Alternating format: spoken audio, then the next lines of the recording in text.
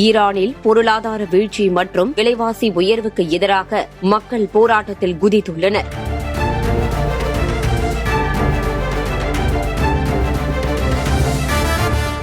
கடந்த டிசம்பர் மாத இறுதியில் தொடங்கிய இந்த போராட்டம் நாட்டின் பல்வேறு மாகாணங்களுக்கும் காட்டுத்தீ போல பரவி வருகின்றன.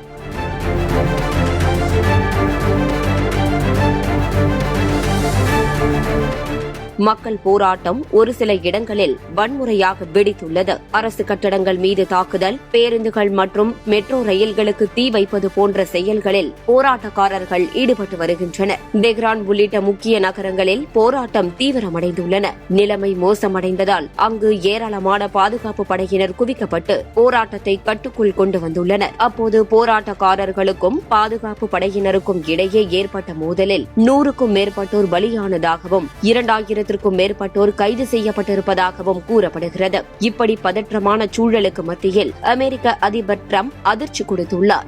ஈரானில் அரசுக்கு எதிராக போராடும் போராட்டக்காரர்களுக்கு அமெரிக்கா ஆதரவு அளிப்பதாக கூறியுள்ளார். இதுகுறித்து தனது எக்ஸ் பக்கத்தில் வெளியிட்டுள்ள பதிவில் ஈரான் சுதந்திரத்தை எதிர்பார்க்கிறது என்றும் முன்னெப்போதும் இல்லாத வகையில் அமெரிக்கா போராட்டக்காரர்களுக்கு உதவ தயார் என கூறியுள்ளார். அதே சமயம் போராட்டக்காரர்களுக்கு உதவ ராணுவ நடவடிக்கையை டிரம்ப் எடுத்து வருவதாக தகவல் வெளியாகியுள்ளது. ஏற்கனவே ஈரானில் போராட்டம் வெடிக்க அமெரிக்காதான் காரணம் என ஈரான் உச்சபட்ச தலைவர் அலி காமேனி குற்றம் சாட்டி வருகிறார். தற்போது அமெரிக்க அதிபர் டிரம்ப் போட்டுள்ள பதிவு அதனை உறுதி செய்யும் விதமாகவே அமைந்துள்ளது.